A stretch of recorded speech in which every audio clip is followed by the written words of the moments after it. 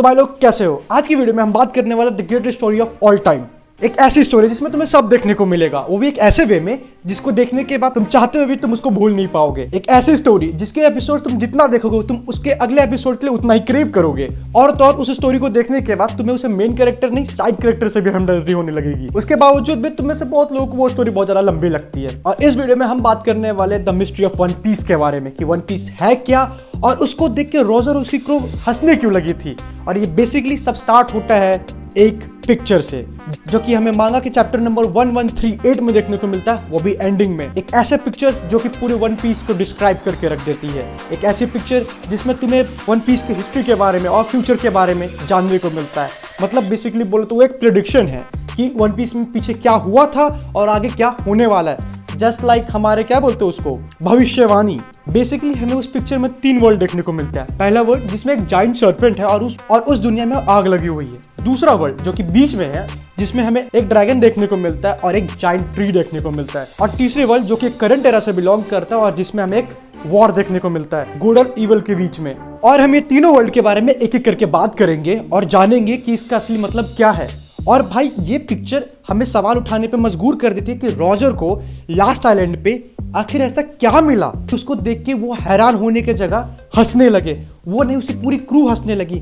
ऐसा क्या था? क्योंकि इस पिक्चर में तो कुछ और दिखाया गया और वन पीस जिसके पीछे बहुत लोग पागल है उसको देख के अगर रॉजर हंस रहा है तो इसका मतलब क्या था, क्यों वो हंस रहा था। और अपनी जर्नी खत्म होने के बाद रॉजर ने क्यों नहीं उस ट्रेजर यानी वन पीस के बारे में पूरे वर्ल्ड को क्यों नहीं बताया। और उसके बाकी के भी क्रूमेट्स वो रिवील कर सकते थे कि वन पीस है क्या, लेकिन उनमें से किसी ने क्यों नहीं किया। सब कुछ हासिल करने के बाद भी रॉजर ने भाई बस एक वर्ड से एक नए एरा की शुरुआत की। क्यों?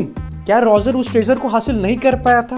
क्या वो ट्रेजर अपने असली मालिक का वेट कर रहा था और रॉजर इस बात को समझता था, इसके वजह से उसको हंसी आने लगी, या फिर कुछ और रीजन था? और व्हाइट बियर्ड ने भी ब्लैक बियर्ड को कहा था कि रॉजर जिस आदमी का वेट कर रहा था लास्ट में वो तुम नहीं हो। मतलब सच में वो ट्रेजर बस एक बंदे को ही बिलोंग करता और उस ट्रेजर का यूज करके बस वही बंदा दुनिया को लट कर सकता है। और अब आते हैं हम अपने तीनों वर्ल्ड के ऊपर। तो भाई हमें पहले वर्ल्ड में देखने को मिलता है कि उस पूरी वर्ल्ड में आग लगी हुई है और उसके एक्सप्लेनेशन में लिखा हुआ है कि पूरी दुनिया आग से जल रही थी। पूरी ह्यूमैनिटी ने सारे उम्मीद खो चुका था उस फॉरबिडन सन को टच करने से। और यहाँ पे सन का मतलब ऑफ कोर्स होप है। और भाई इससे हमें एक और क्वेश्चन राइज करने को मिलता है कि भाई उस पास्ट वर्ल्ड में क्या हुआ क्या था ऐसा कि जिससे भाई पूरी ह्यूमैनिटी, एक बंदा नहीं मतलब पूरी की पूरी ह्यूमैनिटी को तोड़ के रख दिया। भाई उम्मीद की किरण तक नहीं मिलने लगी उनको। और यही नहीं, हमें दूसरे पैराग्राफ में ये समझा जाता है कि सारे स्लेव्स ने मिलकर प्रार्थना किया था और उनकी प्रार्थना सुन ली गई थी।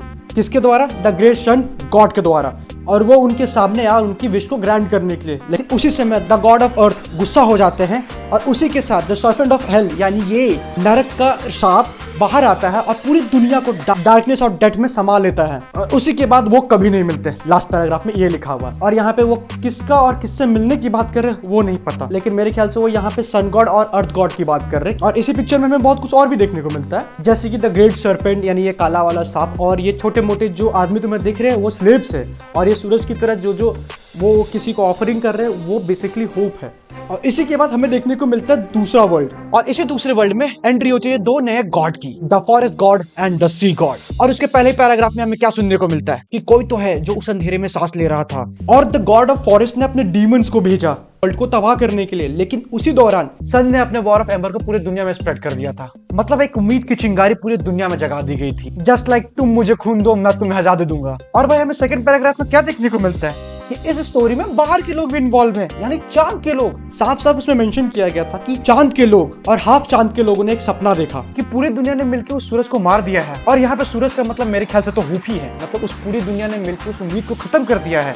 और उनमें से कुछ अमीर लोग अपने आप को डिविनिटी की पोजीशन पे रख रहे हैं, मतलब अपने आप को गॉड समझ रहे हैं। उनसे ऊपर कोई नहीं और सब उनसे नीचे हैं। सब उनके लिए कीड़े मकोड़े के बराबर है, जस्ट लाइक सेलेस्टियल ड्रैगन। और इसी दौरान गॉड ऑफ सी बीच में पड़ जाते हैं और उनको भी गुस्सा आने लगता है। मतलब वो भी इंगेज हो जाते हैं और इनरेज हो जाते हैं। और लास्ट में हमें वही लाइन देखने को मिलता है जो कि हमें पहले वर्ल्ड के लास्ट में मिला था, they never could meet again. और उसी के बाद अब हमें देखने को मिलता है हमारा तीसरा वर्ल्ड जिसमें एक ऑन गोइंग वॉर चल रहा है गुड और इविल के बीच में, जहाँ पे हमें देखने को मिलती है ईमू जिसने अपने हाथों में सन को पकड़ रखा है, और वो बेसिकली सन नहीं, वो मदर फ्लेम है, जिसका मेंशन डॉक्टर वेगापंक ने किया था। मदर फ्लेम एक ऐसी चीज जो कि यूज होता है बहुत ही ज्यादा पावरफुल वेपन्स को ऑपरेट करने में, और ये वही मदर फ्लेम है जिसका यूज करके इमू ने पूरे के पूरे आइलैंड को चुटकियों में तबाह कर डाला था। तो क्या इसका मतलब ये है कि इमू ने मदर फ्लेम हासिल कर लिया है और अब वो उसका यूज करके पूरी वर्ल्ड को तबाह करने वाली है? और उसी के बाद हमें राइट हैंड साइड में देखने को मिलता है हमारा सन गॉड नीका यानी लूफी, जिसके हाथ में स्वॉर्ड और एक शील्ड है, जो कि बेसिकली रेफरेंस है हमारे जोरो और सांजी का। और उसके बाद हमें और भी बहुत कुछ देखने को मिलता है इस फोटो में, जैसे कि वानो के समुराई, फिशमैन आइलैंड के लोग, और तो और वो उड़ने वाला आदमी जिसके पीछे में पंख लगा है और जिसके पीछे आग जल रहा है, वो किंग का रेफरेंस है। और यही नहीं, हमें यहाँ पे लोकी भी दिखता है, जिसको लूफी अभी फ्री करने वाला करंट मांगा चैप्टर में।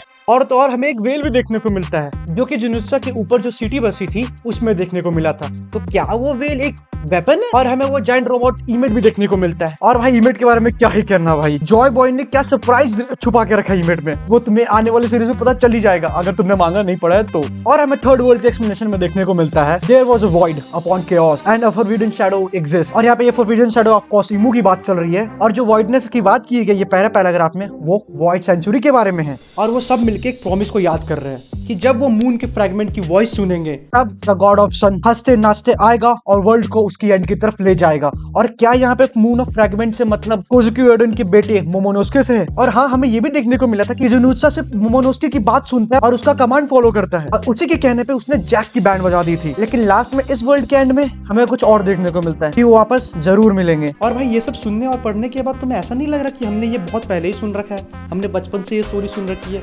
जस्ट लाइक हमारे वो क्या बोलते हैं, युगों की बात नहीं चल रही जैसे हमारे हिंदू धर्म में होता है कि मतलब फाइनली कलयुग में सब लोग पापी हो जाएंगे, उसके बाद एक भगवान अवतार लेके, कल की भगवान अवतार लेके आएंगे और उस पूरे वर्ल्ड को उसके कष्टों से मुक्ति देंगे और वो समय का चक्र फिर से वापस चालू करेंगे। ये कुछ उसी तरह का नहीं लग रहा जो हमने अपने बचपन में और अभी हाल फिलहाल में सुनते रहते हैं? और यहाँ पे सन गॉड बेसिकली वही करने जा रहा है, इन सबकी तकलीफ खत्म करेगा, सबको इक्वालिटी लाएगा और वो समय का चक्र वापस चालू करेगा।